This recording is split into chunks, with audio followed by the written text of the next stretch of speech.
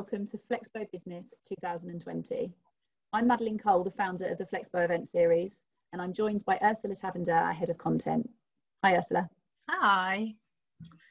We really wanted to do the welcome note ourselves because this is something that we feel hugely passionate about. At Flexpo, we've been pioneering flexible working way before the pandemic ever happened.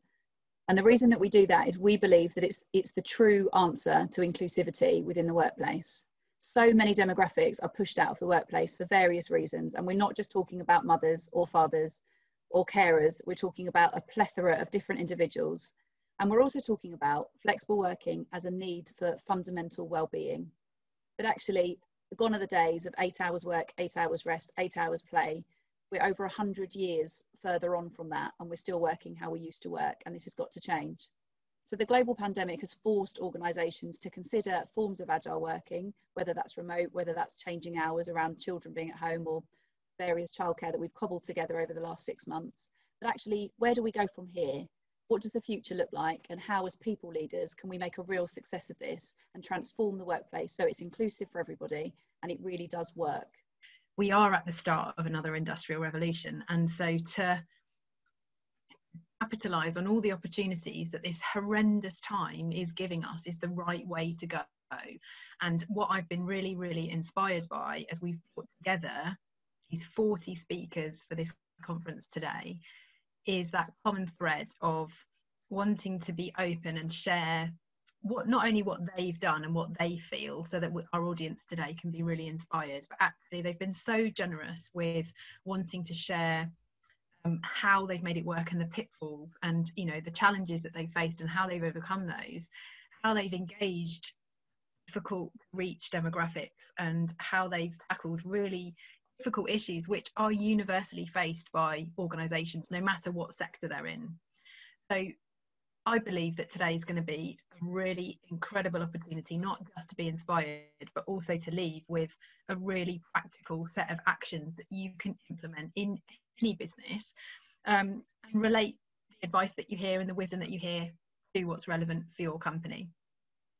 Absolutely. And that's just to reiterate what you're saying, that the aim of today is to empower people leaders with the tools and the case studies and the best practice that they need to make real change within your organisation. And we really hope that you find that from today. You'll see key themes running throughout the day during the sessions that we've covered, including things like C-suite role modelling, the use of team charters that Ursula's an expert on anyway. And we're hoping to share those ideas with you and share these trends and these topics of what organisations have found really do work in the migration to agile working. But we want you to be able to go back into your own organisations and make real change straight away. So we're really confident that by the end of today, you'll have those tips in your locker to go and make real change. We're also very aware that HR are the real heroes of this entire pandemic, outside of the key workers, because fundamentally, without the work that we did to migrate our workforce outside of the office walls, the economy couldn't have kept going. So actually, there's been so much work done, and we talk a lot today about how HR now really have a seat at the table and what we do with that, because I don't think HR have ever been the blockers to flexible and agile working. I think that actually, you know, as a community and an industry, we've really owned that. Where we've struggled is to get managers and potentially the C-suite on board with that. And actually, one of the real challenges for managers is that they've constantly managed through the 8 hours work methodology, which is presenteeism, which is, you know, hour contracts, rather than things being project based or focused on the outcome rather than the output. So we've run all of the content today with that in mind, to help you really go back into your workforce and be able to make real change, rather than just talking about why we need to be doing this. Actually equip your own teams and your own managers and your own people with the tools to succeed. So we hope you find that from today. I guess the final thing to say is a huge thank you to our sponsors and our partners and our speakers who've made this event possible, and believed in what we're doing, and helped us to change the world of work.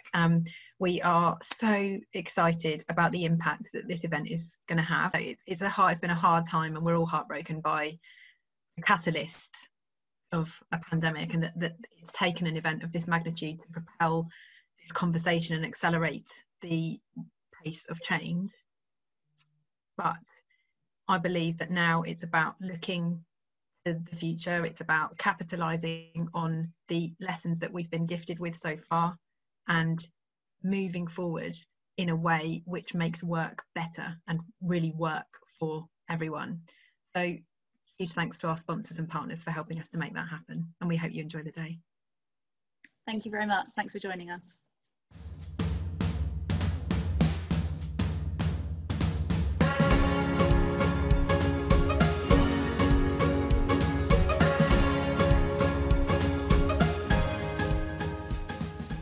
We are looking at, in this session, at understanding the impact that COVID-19 has had on gender equality and how we can accelerate the pace of change. Recent research has recently shown that UK women took on more household care and home education than men during lockdown, and they were also more likely to be furloughed if they had children. During this conversation, we have a team of expert panellists, and we'll be exploring the damage that's been done to date and what we can do to overturn that and actually to move forward in a progressive way. I'm delighted to be joined by, as I mentioned, a real expert session of panellists. So firstly, if I'd like to introduce Jolie of Pregnant Then Screwed. Hi, Jolie. Hi. So Jolie is the founder of the charity and campaigning group Pregnant Then Screwed, which I'm sure you're all familiar with. She established in 2015, having had her own experience of pregnancy discrimination. Jolie also writes for The Telegraph. She's the winner of the Northern Power Women Agent for Change Award, is an Amnesty International human rights defender and a member of the United Nations Working Group, Women's Human Rights in the Changing World of Work. She's written a book, Pregnant Then Screwed, The Truth About the Motherhood Penalty, which will be published by Simon & Schuster on the 4th of March next year. I always feel completely in awe, Jolie, when I talk about the work that you've done so far and that I must do more. So thank you so much for joining us today. I'm also joined by Virginia Herlihy, who is the founder of How Do You Do It?, who is a specialist international coaching company, a global organisation founded by Virginia, as I mentioned, in 2006. So How Do You Do It provides support for working parents and their managers. They work with individuals, managers and the wider organisation. They enable working mothers, fathers and all carers to successfully navigate dual roles at work and at home. I've had numerous conversations with Virginia about this, and she always makes me feel like I need to change what I'm doing and gives me loads of great ideas, so I can vouch for the great coaching through the company. They do this through virtual and face-to-face group coaching and create powerful long-term networks and role models, facilitating best practice across organisations. So she's got some great case studies that she can share with us today. I'm also joined by Anthony Fitzpatrick of Aviva. So Anthony, you've probably all heard of Aviva because they've been doing fantastic work in the flexible working space for a very long time. And Anthony was actually the original creator of the shared parental leave policy that Aviva came up with in 2017. He also created the conflict resolution and mediation policy in 2018. So Anthony, I've gone completely off key, Anthony, sorry, because I started talking about what I know about you rather than sticking to the bio. So Anthony's really keen to talk today about how to promote the philosophy of policy development and corporate values and how that can drive cultural change, greater employee engagement and well-being, along with improved customer experience, which I think is always interesting, how it goes hand in hand, the improvement of an organisation right through to the experience that your customers then get. So thank you all so much for joining us today. I'd like to kick off, if I can, with everybody's thoughts really on the impact that COVID has had to date. So Jolie, if I start with you, I think you've been one of the kind of loudest voices on this and the kind of greatest instigator of the damage that this is doing. So Jolie, over to you. So coronavirus, firstly, to say it's had a really detrimental impact on gender equality. The problems we're seeing are not new problems, they're problems that existed before COVID, and COVID has simply exacerbated challenges that already existed in our system. So what I specialise in is the motherhood penalty, all the challenges that women face when trying to have children and earn a decent living. So they have systematic disadvantage in terms of pay, perceived competence, promotion, all of that stuff. And there are many different factors that create this environment. COVID has had a detrimental impact on every single one of them. So as you said in your introduction, Madeline, you were talking about domestic labour, the fact that women are doing more in the home than men are. And we've seen from the Institute of Fiscal Studies that for every hour that women can do uninterrupted paid work time. Men have 3 hours of uninterrupted paid work time. We know that before COVID, women were doing 60% of the domestic labour compared to men, 60% more of the domestic labour. They were doing more than double the amount of caring for their children. Obviously, coronavirus meant schools were closed, childcare facilities were closed. Yeah. And so this kind of pact that we had that allowed women to go out and work and have children, because there was this whole system in place, it vanished overnight. And so women now have had to take a step back from their paid employment. They're doing much less paid employment than they were before, because they've got to homeschool, they've got to do all this housework. They've essentially got 3 jobs in one. Knock-on effect of that has been that now that furlough is coming to a close, furlough was essentially a waiting room for redundancy. Those women, because they were forced to take this step back from their paid work, are now being pushed out of their jobs because they are being seen as a burden. So we are seeing from our own research that mothers are the first to go. 15% of mothers say they either have been made redundant or they expect to be made redundant in the next 6 months. And just under half of them say the reason they are going to be made redundant is because of childcare. This is a generational rollback in maternal employment. So if we look at what's happened over the last 24 years, it's taken us 24 years to increase maternal employment by 13%. We're seeing that we're going to now reduce maternal employment by more than that.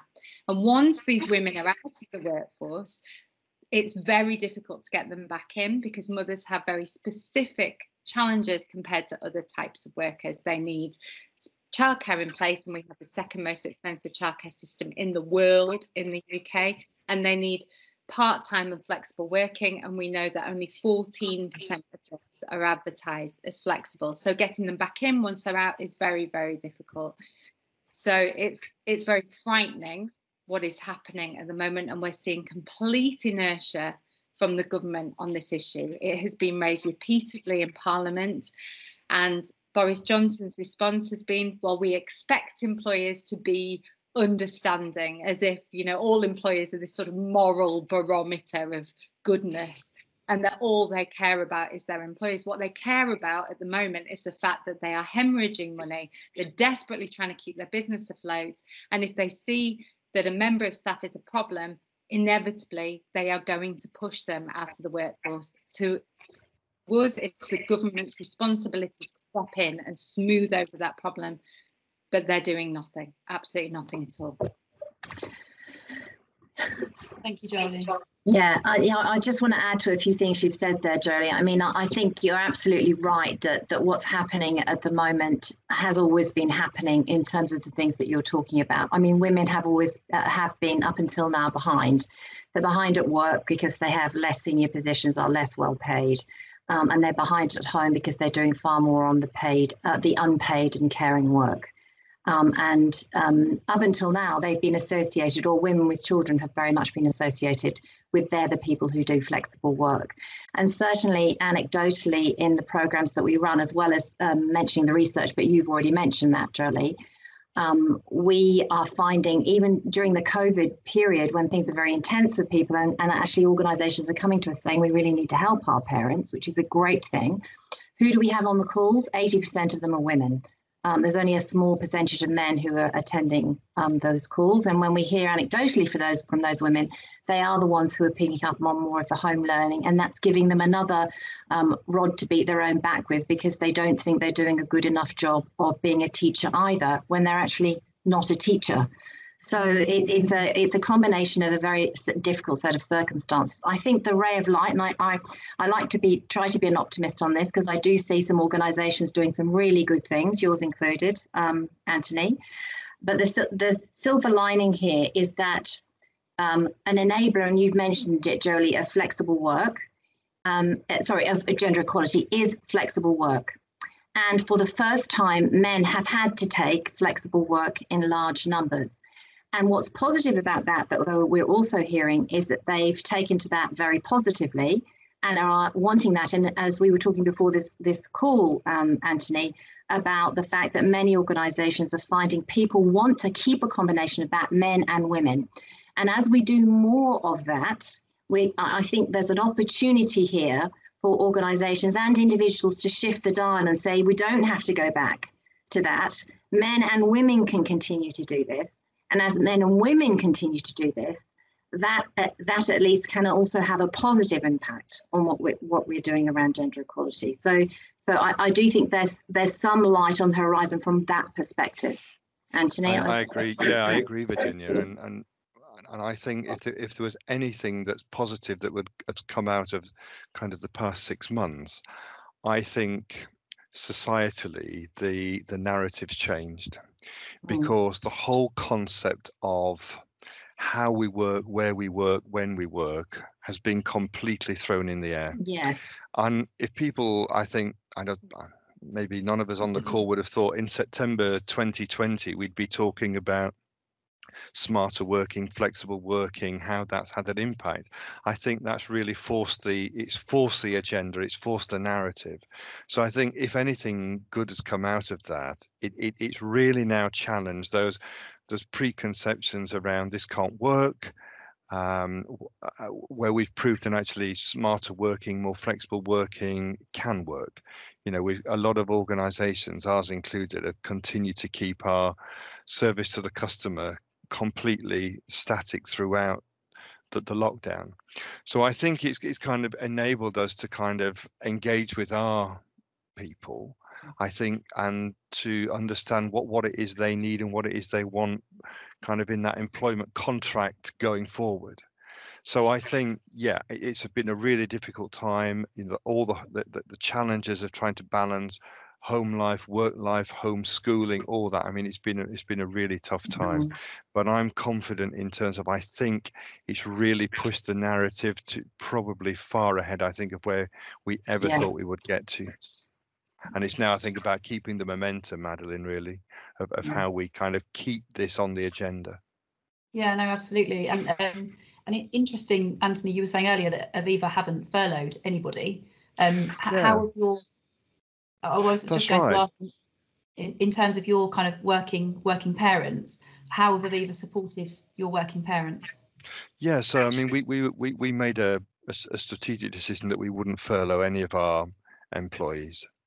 Obviously, we moved to the home working arrangements very, very quickly. That there were some kind of logistical challenges, particularly around kind of customer contact centres.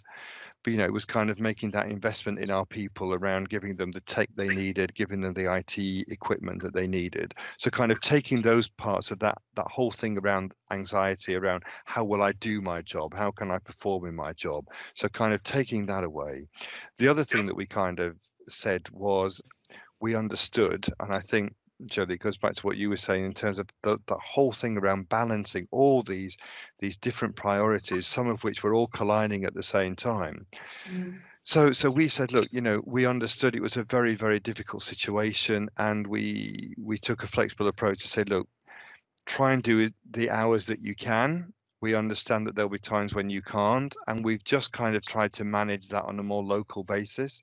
So I think reinforcing that, talk to your leader, let's see what you can do, how can we help you? You know, and we've seen people kind of saying, look, I can do some hours in the morning, I need a break mid-morning when I'm doing maybe some schooling, but actually I'm happy to come and do some hours later. So again, it's kind of just changing that whole conversation around, I can do the work, I can support the business, I can support the customer, I can make a valid contribution, but it doesn't necessarily have to be between 9 and 5. Yeah, absolutely. And it's so refreshing to hear about the work that Aviva do, especially as such a large employer, you know, kind of balanced with some of the horror stories that we're hearing. It's amazing to hear that they have furloughed and you have really supported working parents. Jolie, do we, is it too early yet? Do we have any stats on the redundancy fallout in terms of gender equality?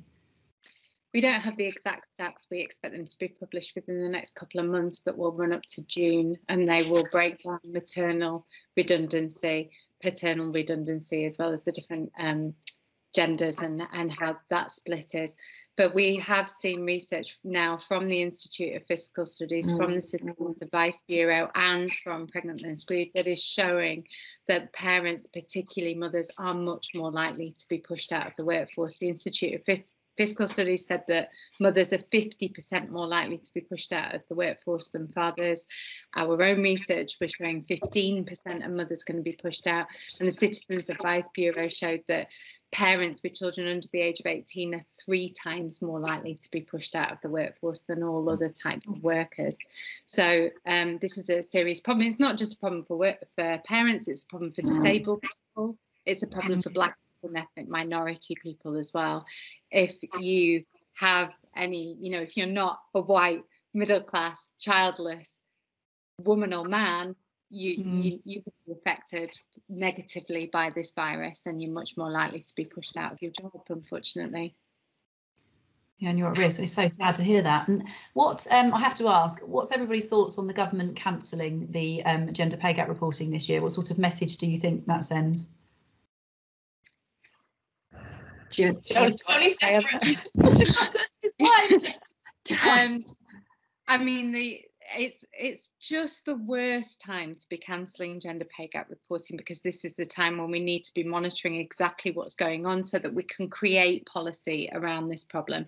And gender pay gap reporting isn't perfect. It isn't a perfect measure for what is going on in the workforces by any stretch of the imagination, but it is a measure. And it is a way that companies have an opportunity to really dig deep and look at exactly what is happening in their organisations and why women aren't making it through to those higher echelons, why they're staying in lower paid work. There are other measures that we would also like to see implemented along gender pay gap reporting, but it could not be a worse time to cancel gender pay gap reporting. What I do find frustrating about gender pay gap reporting is that for the companies that have a large gender pay gap is over 18%, because it's 17.4% is the average gender pay gap in the UK. They are then unable to attract the staff that they want into their organisation, and they are chastised by the press. It's not only the responsibility of a company, that gender pay gap, it should be about really good policy across the board. And what I would really like to now see from companies is rather than them subserviently taking this punishment for having a large gender pay gap, to be working with organisations like Pregnant and Screwed to be lobbying the government for a better system and structure in the UK to ensure mothers are enabled to work.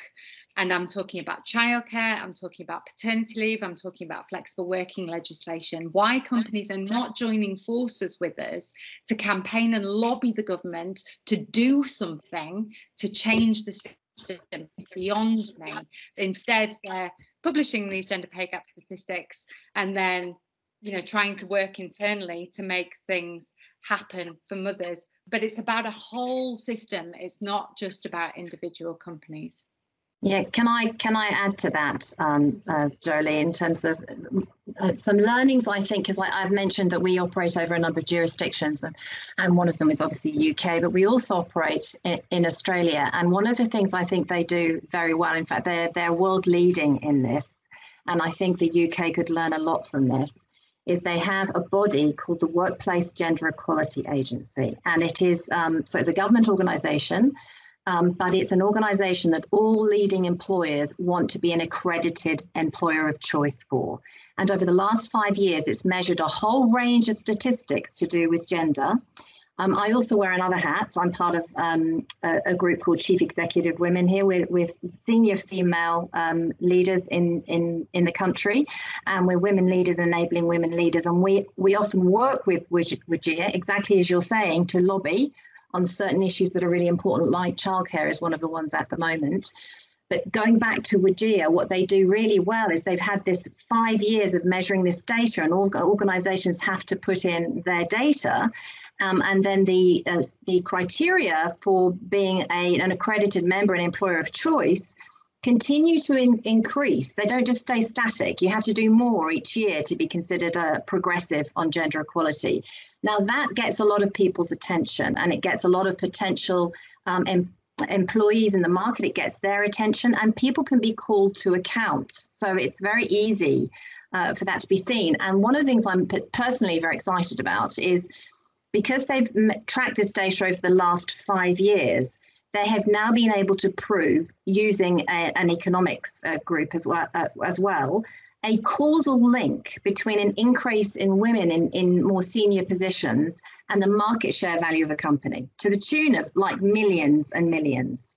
So when you start to see that data is what gets us to where we need to get to, data within organizations is critical, and that's why I'm personally disappointed too. I'm being polite about the fact that the report, the gender reporting was cancelled, because what kind of message does that say? Well, actually, we don't really need to report that now.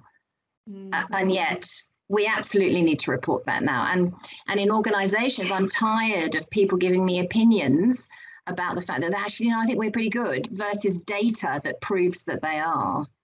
We actually need more data in our organisations, and I think that's a good thing to be able to have. Anyway, I'll stop talking now, Anthony. I think you were. No, I was just going to say, maybe in terms of those employers who've really kind of faced into the challenge, and even and accept, are we where we'd want to be on the gender pay gap? But actually, I suspect for those who are really, really keen, whilst it's disappointing that obviously the report isn't going to be done this year, I think there's still the onus that actually, if you're going to do anything, you can't just take your foot off the gas because the report's not there. So I get the point around data, but actually, ultimately you will fall further behind. So hopefully organisations who are really, really wedded to that will continue doing the good things that they're doing, regardless of whether they've got to produce the report or not. So I don't want to undervalue that, because clearly that is a absolutely in a kind of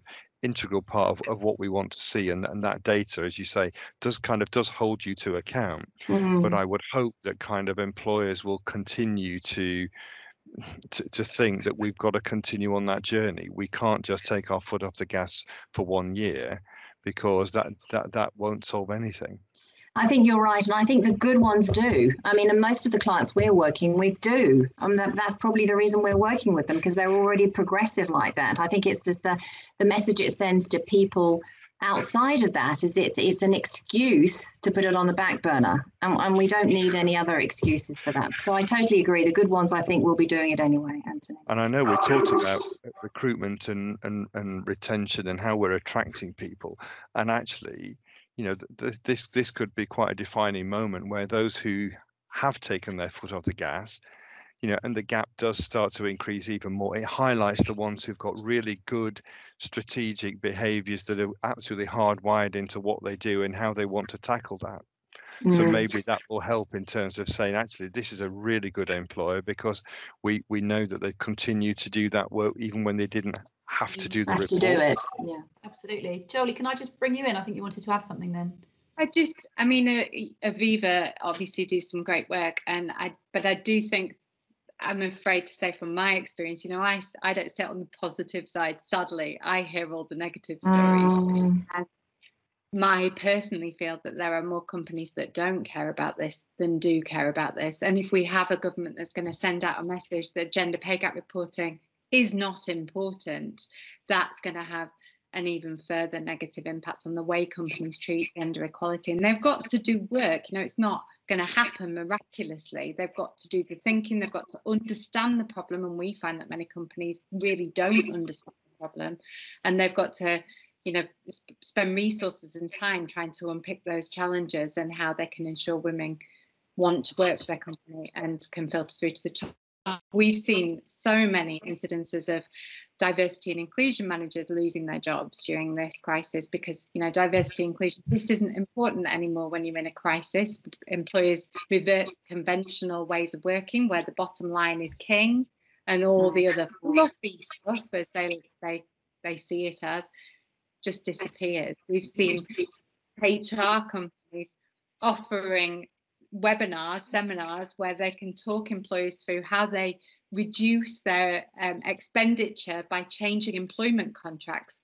who's that going to affect? That's going to affect women. It's going to affect Black, Asian, ethnic minority and disabled women in particular. We're just seeing a real explosion at the moment of change within organisations that will negatively impact women in particular.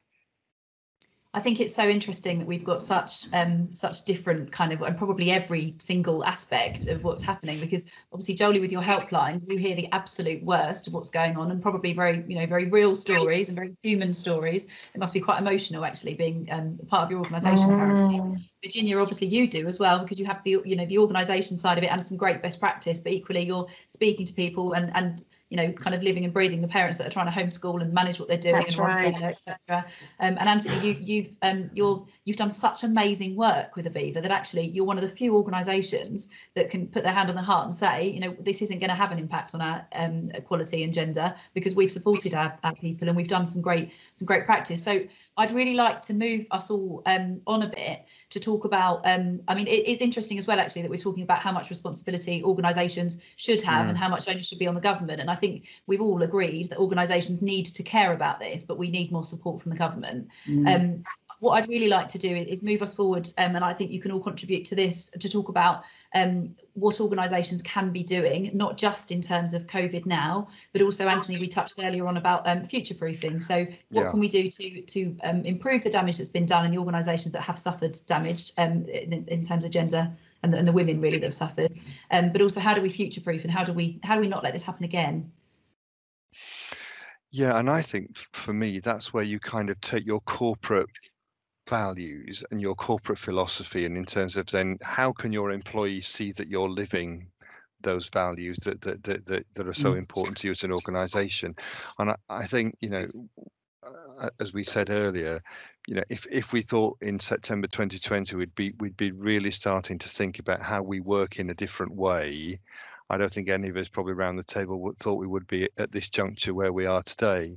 So, we're kind of in this transitionary phase at the moment in terms of still in kind of the kind of COVID scenario. What are the learns we've taken from that? We know what the challenges have been. Where have been the positives, and how can that help direct the conversation now to how do we future-proof the organisation to work in different ways? Because I think I think when I can honestly say, having spoken to our representative bodies, our trade unions, having done numerous surveys throughout the whole lockdown period with our employees, and you see what's happening societally, there has been a real sense of the narrative moving on, that people are saying, how do we want to use our office space? How do we want to engage and collaborate with our colleagues? How do we want to support what's right for the business, what's right for the customer? How can that help me? So I think what I'm seeing is it's kind of really helping to formulate our ideas now about not just flexibility. I think it's that whole thing about smarter working. So for me, smart working is about how we work, where we work, when we work. And I think one of the positives, as I said, is really kind of now taking that and implementing a model that will work for the future. And that really should start to tackle some of those gender issues, I hope. Yeah. And adding to that, I think that one of the things that I've really noticed positive, what organizations are doing really positively, is they are getting input from their people, probably in more of a way than they have before. You mentioned the surveys that you're doing, Anthony. I think that's very common across our clients. There's a lot more surveying of people going on, a lot more reaching out to them, not just for how they're feeling, but also what they think some of the solutions are. So I think sometimes the leadership think they're the ones who have to solve all the issues, but actually they don't. People have got some very good ideas. They just need an opportunity to be heard, and they need there to be a recognition that there isn't just one version of success. There are many different versions of success, and that's why flexibility is an enabler of people working in different ways versus all the same way. So Anthony, at the moment you're in the office. Yeah. I'm at home. So people can work in different ways, and that needs to be okay. So I think that's that flexibility that you're talking about. I think the narrative has absolutely shifted. So, but it's now what we do with that narrative, and our people and engaging with people is a key to that, because we'll get many more versions of success out of this than we have currently. Yeah. Absolutely. Jolie, do you have kind of thoughts about how organisations could improve? Well, I'm sure you do, but so no, I didn't mean that. Sorry, I didn't mean that in a rude way. I mean, I'm sure you must have so many ideas about what we could be doing better. I mean, to start with what Virginia talked about earlier, that there is so much evidence that if you have more women in your senior levels within an organisation, that you're more profitable, your business is more profitable. You retain women in the workforce, your business is more profitable and more productive. That is a fact. There is so much research about that. So it is in companies' best interests to create an environment that really supports and nurtures women, that allows them to have children and be great at their jobs. And there are many different factors that ensure that that is possible. Obviously, flexible work is one, and we've talked quite a lot about that. We want to have companies where they ensure fathers can take time out to care for their children as well as mothers, so that there's equality. We want to ensure that when mothers return to the workforce, that they are really looked after and taken care of, and that they're given a chance to settle back in, rather than either forcing them to hit the ground running or demoting them or sidelining them when they return, which is what we see really very often.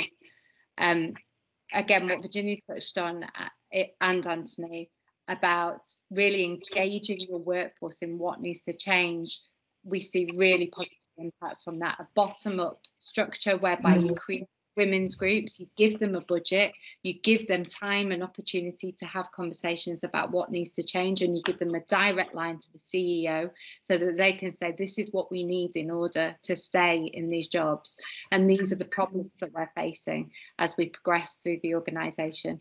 Those are all really fantastic tactics, but the one thing, again, going back to data, that we would really like to see companies doing is to track maternal retention rates. So let's look at who you bring into your organisation when they have children. Do they return to their job? If they don't return to their job, what's their reason for not returning? And do you continue to promote them? Do they continue through the organisation? Gather that data, assess it, analyse it, and start to understand where the problems are when they're hitting that glass ceiling, and how you can make a difference. And that will really change the demographic of your organisation. That's a really interesting point. And also, I think it's specifically maternity, because of the government schemes around maternity and paternity leave. Anthony, I'd like to ask you about this point that Jolie's just made about tracking, because you have this absolute flagship shared parental leave scheme, which it'd probably be helpful to explain more about, but it'd be really interesting to understand how that then impacts your men and women, your mothers and fathers retentions rates post. So yeah, so I suppose what we did is in 2017 is we wanted to, and we introduced a parental leave policy which we called equal parental leave, and we really wanted to kind of degender parental leave, because I think we'd always recognised that actually, you know, there's a bias that women were always seen as the ones that took the longest period of leave. The men historically took a much shorter one. They took it maybe at a different time. So there was always a kind of perceived notion that men were more flexible, women were more higher risk in terms of taking longer periods of leave.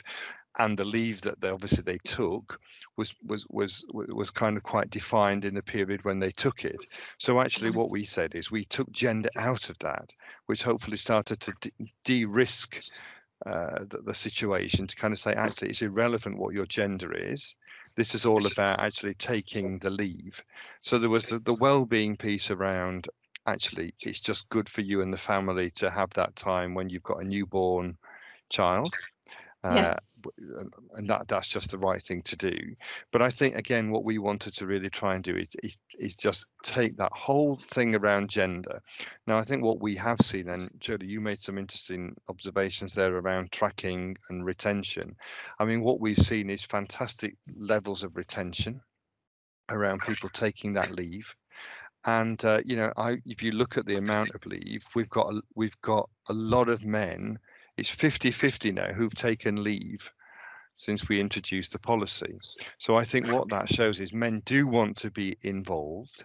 I think if you give them the tools, they will do that. So I think that that's great in breaking down some of those gender stereotypes. But it also then starts to prove that it's not just women that want and do take those longer periods of leave. So, I think in terms of from both of those aspects, it's achieved what we wanted. And if I look at the retention rates, Joe, going back to your point, I think the vast majority of our people who've taken the leave have all come back, and which is good, and we are tracking that. So we do regularly track in terms of people that have been on leave when they come back, and as you say, the next thing now is really taking that to the next level in terms of looking at their career and salary trajectories when they come back. Yeah, that's what I was going to add, because I think that what we generally find is that if you only measure the retention when they come back to work, that's a little flawed, because many people will keep the job they're in. They're not going to go, oh, I'm having a new baby, I'm going to change job at the same time. That's generally too much. Where we also need to be tracking it is further down the track, and how are they doing that transition from being back to progressing. So I think the other place where a lot of bias hides is in our processes around evaluation and in our processes around promotion. And so there's work to do there. And I heard it very neatly put at a conference before, where people talked about the fact we need to take the bias out of the system, because that's easier to take the bias out of the system than it is to take the bias out of the person.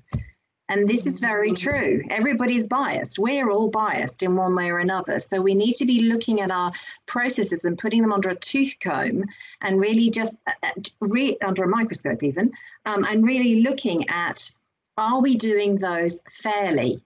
How many people have we got on our panels who are making decisions about the next group of people? And a strategy I came across, a practice I came across, I think it's a brilliant idea, is what's called the why not question. So instead of people being put forward for a promotion by an individual manager, and you knowing who some of those people are and the other people are just not put on the list, the why not approach means if you're not putting them on the list, you have to argue why you're not putting them on the list. So you actually have to make a case for that. Otherwise, a lot of this this bias can become invisible. I just didn't think they were up to it. They weren't confident enough, and those kinds of descriptors, which sometimes can be used negatively against women that are not confident enough. But that's not really an argument for why somebody shouldn't be promoted unless you can explain that in more detail. So I think things like that, we need to put far more attention on our processes internally and who's running those processes all the way through to get that next level. So I agree with you. Yeah. There's a reason why women aren't as confident as men in the workplace. So it's just a double-edged sword otherwise, isn't it? How can we just talk about this process and framework versus culture? Because Anthony, you've had an exceptionally high take-up of the of men taking up your shared parental leave scheme. In other organisations, it's not often as high. And I genuinely believe that the gender, and I'd like to talk about this later, that actually this is an at-home issue as well as a workplace issue. I've got a lot to say about that. Yeah, absolutely. We started on that one. I know you made me really challenge my husband actually the last time we had a call together. Oh, excellent. Yeah, I'd like to talk about the workplace culture and this idea of we need C-suite leaders, and we need men to feel that they can step up and they can say, actually, it's just as important for me to be at home with the family, or I need to leave early to get the kids. It's not my wife's job to do that. We're a joint team. How important is the culture over the framework and policy, and how do we change culture? This is such a large question that lots of HRBs are asking. I would say it's fundamental, because I always challenge myself and my team to say, when you read the policies, any of our policies, can you see the corporate values in the words? And then how do you make the words a living reality? So that's fundamental. So I think you can have a great, beautiful prose in the policy, but if it's not lived, it's not genuine, it's worthless. So I think, what I think is really important is that you have a consistent message that you keep talking about. You don't kind of do one big announcement and then stop. So you keep that conversation flowing, you keep that on people's minds, you keep it on the radar, And then it just becomes part of how we do things and who we are as an organization, and then to role model. So what we have done particularly is at various junctures throughout the year, since we launched this, and it will be 3 years in November, is we've taken personal testimonials and created internal news stories and videos and tweets and everything that's really brought that to life. That says, actually, this isn't just a policy that sits in the employee handbook. This is who we are. This is what we do. And you can avail yourselves of that. And I think hearing the stories of how people have said what a difference it's made, people have talked about, it's been life-changing for them and their family. That's so powerful. So actually, I think you have to create that narrative, continually talk about it, and create that space where people say, actually, that's great, and I'm going to do that. I wanted to add on that the thing that we hear most, and we've worked now with thousands of working parents and carers, right? So the thing that we hear the most consistently is the inconsistency of behaviour amongst line managers in particular. And one of the things that counters that in the most powerful way is exactly what Anthony's talking about, which is role modelling. So if I don't see you, my manager, not the people, and actually some of the people in the senior leadership team, if I don't see them actively living this policy in some way, I don't believe it's really real. And so I'm afraid to go and ask for it, because that might mean that's going to affect my career. So if we're really serious about wanting to get some traction here, we actually have to be actively having role models, contrary role models to what to the ones that we currently have. So we need far more men actively taking flexible work and parental leave, like you're talking about, and that becoming something that we do, and not just something that we do until we get to a management position, but when we're in a management position and when we're in a senior leadership position. So we need a lot more role modeling going on, and then sharing, as you're saying, the stories. That's incredibly powerful, that sharing the stories. But often these things are quite invisible to people. I completely agree. Having when I first went back to work as a flex worker, I was the only flex worker, none of the managers were, and actually I left pretty soon after because I felt that it wasn't sustainable. Jolie, is that kind of the general consensus that you hear through women, that even if the policy is available, if the company doesn't live it and breathe it, they don't feel that they can do it? It's not taken seriously. Yeah, I mean, you've got to have a policy in place, obviously, but policies are often a PR stunt in our experience, and it's all to do with the biases that exist within your line manager. Unless those line managers believe in that policy and as you say, role model it, then yeah, I mean, it really doesn't trickle down. There's some great examples of CEOs and senior leaders who do live and breathe those policies. You look at PepsiCo's CEO, he has a leave loudly policy, and he believes we've got to be, he says to his staff, I want you to be a hero at work and a hero at home. And he leaves the office at 5 p.m. prompt, very loudly, to go home and bath his children, and encourages other staff to do the same. Those sorts of actions that CEOs and senior leaders can take will really make a difference to employees and how they feel about asking for those policies. And we know from our own research and from other research that employees don't tend to, for example, ask for the flexible working that they want. They ask for the flexible working that they think they might be able to get from their employer. But then, of course, if that's accepted, it's not actually what they need. And so further down the line, they're going to hit problems, and then they're going to end up leaving the workforce. And that goes the same with maternity leave. We hear from lots of women who don't take the amount of time that they want to because they're scared about their jobs and they'll be able to get back to work. So it's policy and culture, but culture and employers really understanding why that policy is important and why fulfilling that policy will be good for business makes a massive difference. Yeah, and that's where we started from, is in terms of actually this was just good business sense, because actually we want to retain people, we want to retain that quality that enables us to service our customer and to grow the business. So actually you want to use that as a retention tool, You want to use it as a tool to attract people into your organization as well. And I think also from a customer perspective, you know, you kind of say, actually, this company says that they've got these values, and actually we can see them living these values. And I think the question is sometimes from a customer perspective, do I see myself mirrored in that organization? So I think there's a really good business model to say, actually, why wouldn't you do these things? So I think all of that coming together it really is just common sense, but you've got to have the culture to do it. Policy in and of itself is fine, but it will just sit there.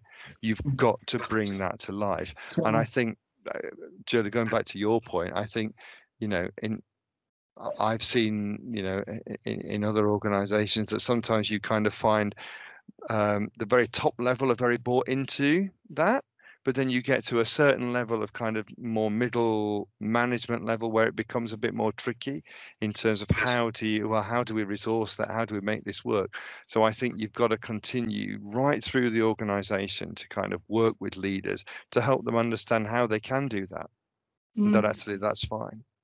Yeah, absolutely, which I think some of the work that you do, Virginia, isn't it? It's not just parents and carers, it's also empowering organisations and managers to be able to make it happen. It's absolutely critical. I mean, you've got various levels who are going to be involved in this change. You have got government and you've got the society we live in. You've got our governments, you've got our organisations that sit in that society. And within those organisations, you've got the management group. And those managers, as I've said, are really inconsistent. And sometimes that's because they actually don't see this yet quite as their role. It's still kind of HR's job. So we're really needing to shift and educate them and shift their mindset around that. And sometimes it's because they actually are a bit nervous about having conversations about this because they're worried that they're going to get into trouble. So what's the safest way to go? The safest way to go is not to have the conversation. So they avoid having conversations that they need to be having.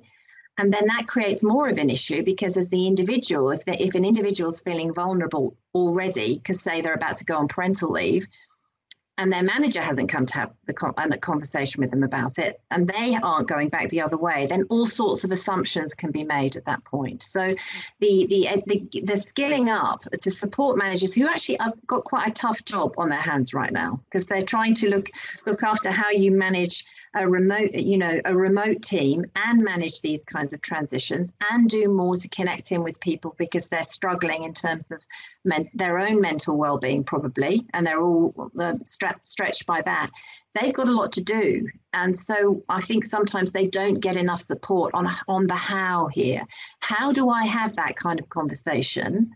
And how they might even be worried about sometimes having to say no to something. How do they say no? Yeah, yeah. Jolie, yes, please go ahead.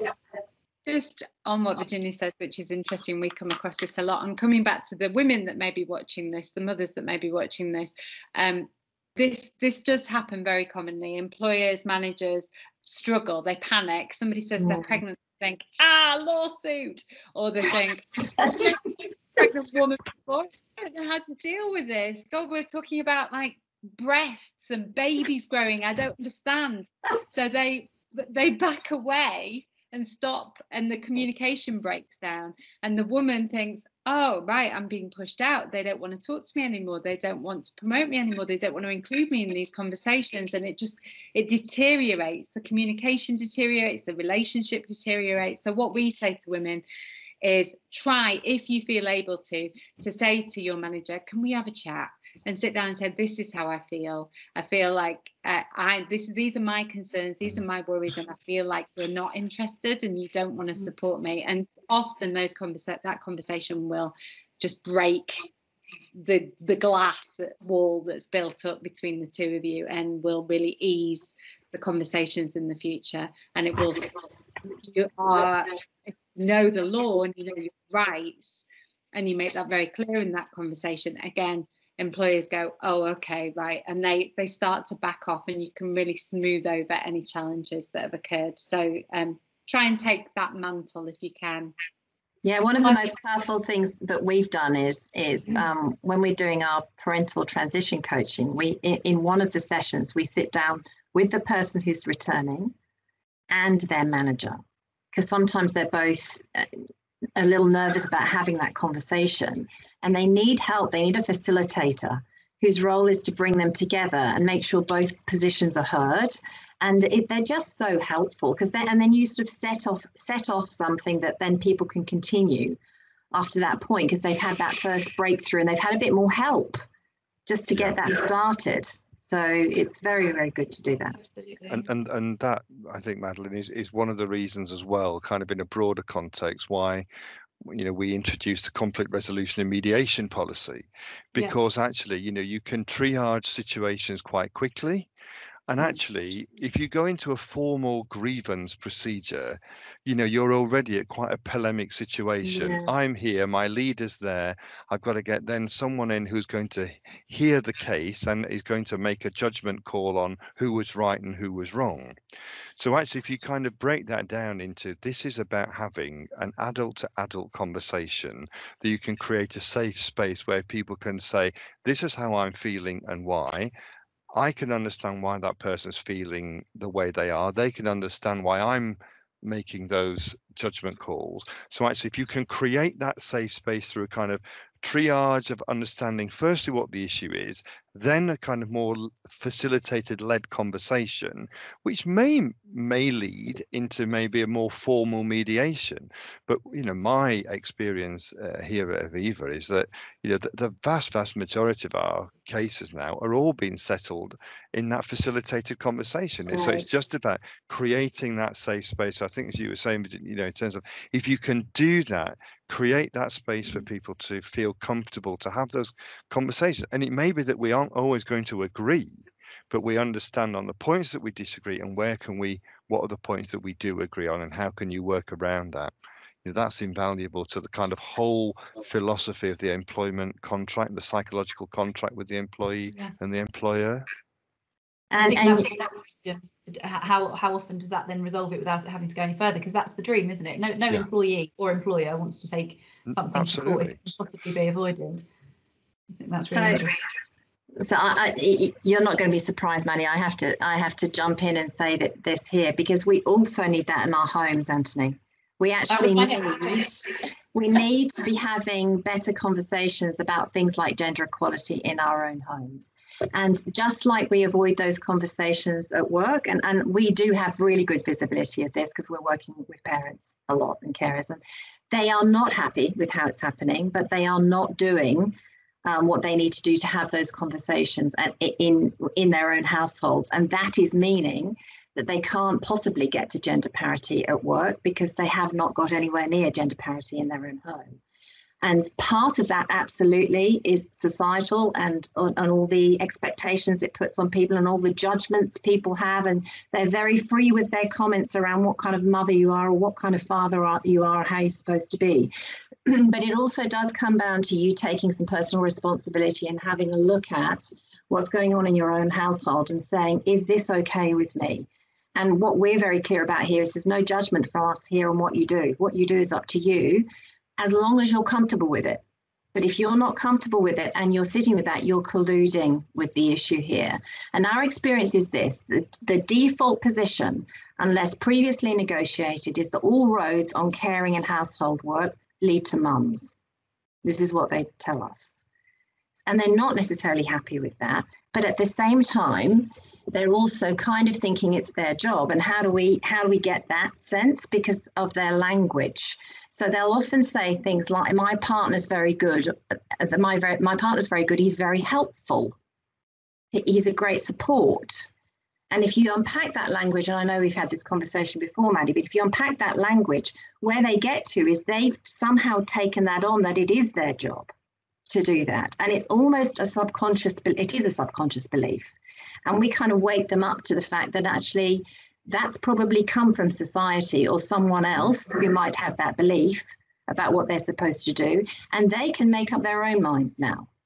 And then making up their own mind might require them to actually do a job description at home for them and their partner at home, like we do one at work. You can do one of those at home and then share things according to that. So I do think there's some responsibility, and there's some responsibility on men who, when we go through a boundaries exercise with the men, what will come out there is that they will be doing things to help, but they're waiting to be told what to do. So they're not thinking about it. They're not taking on the mental load of what their part needs to be. They're waiting to be given their job. And it's a very different approach. So it's not really sharing the care, it's helping with the care. And I think we need to do a lot of work in our own conversations around supporting individuals to have that kind of conversation at home, which is some of the work that we do. So I think that's really, we can't leave that piece out. No, I couldn't agree more. Also, it's important within the workplace. I mean, I've personally been victims of why are you here if you've got small children, of an evening function, or comments like that. So just as much as you're expected to still be ambitious, still put in overtime, still do everything that you would have done before you had any caring responsibilities, you're also then questioned when you do that as to why you aren't at home. So I think it's equally as important to call it out at home and in the workplace. Yeah. And men, we find that men get really disadvantaged here because they still have got a really strong feeling they need to provide, and they feel the pressure of that. And if they're not doing that, they feel, or they're told, they're a bit soft. I mean, this is just so unhelpful. I agree with you, and I think this is what we've seen through the equal parental leave, actually, is that if you start to remove some of those boundaries and challenge some of those societal kind of biases, men really do want to be involved. Yes, they do. So I think if you open that way and clear off some of that old baggage and what have you, they do want to be involved. But I think it's in terms of how will I look maybe with my manager, how will I look with my friends outside of work, how do I look to my colleagues? Is it the right thing to do for a guy to be taking the lead? So actually, if you kind of say it is, and you clear some of that, you challenge those stereotypes, that goes back to culture. It goes back to culture. And actually, if you can start to change that, maybe, hopefully, I would always say in a few years' time, people won't be talking about, that whole thing around who's taking leave will be a thing of the past. There won't be a gender differentiation. I hope so. We're running out of time. So just before we finish, is there anything anybody would like to add? We've covered an awful lot of ground. Just to say, men are much less likely to have a flexible working request accepted than women because of these cultural issues that men are seeing. Why on earth would you want to care for your offspring? That's surely and that creates massive problems. But actually, I mean, I've just written a book about all of this, so I have loads of stats at my fingertips. So I'll probably leave you with a couple of quite interesting stats. Firstly, if men spend 24 hours with a child in their first year of life without the mother around, a couple are 40% more likely to stay together. 40 more likely to stay together. There was some incredible research done by a university which showed that if women return to work quite quickly after having a baby, they're seen as not caring and really cold and emotionless. If they take their full maternity leave, they're seen as not competent and not committed to their work. Some really, I mean, and we know that a third of employers avoid hiring women of childbearing age, a third, and obviously that's completely invisible discrimination. So women are going to these interviews not realising that the fact that they've got a wedding ring on their finger is preventing them from getting that job.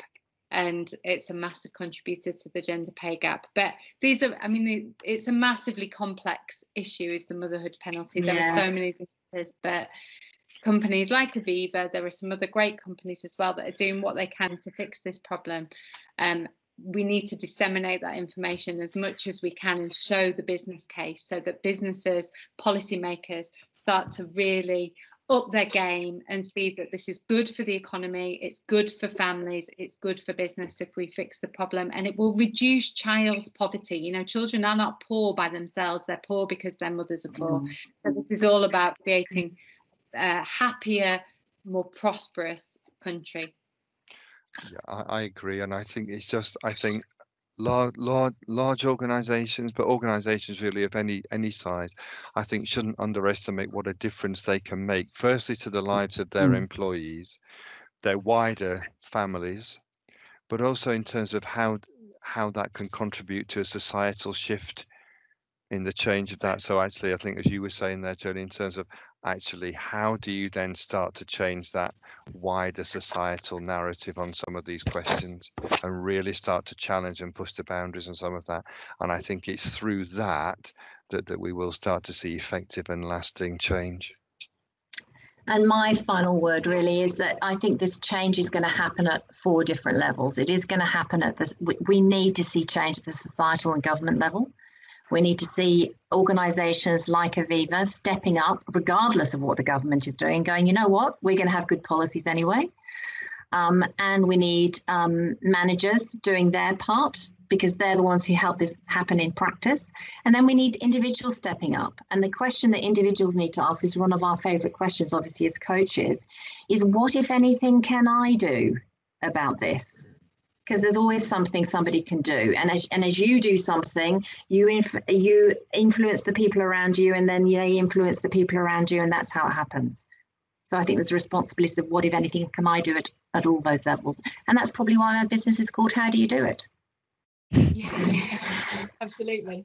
Thank you all so much for your time today, and thank you very much to the audience who've taken the time to watch. I really hope that there's some and I'm sure there will be some actual kind of tips and tools for how to make change within your own organisation, and also just some horrifying stats and some support about why this is so important and why we need to take action. So thank you. As I mentioned, I was joined today by Jolie Briley of Pregnant Then Screwed. Thank you very much, Jolie, for giving up your time today.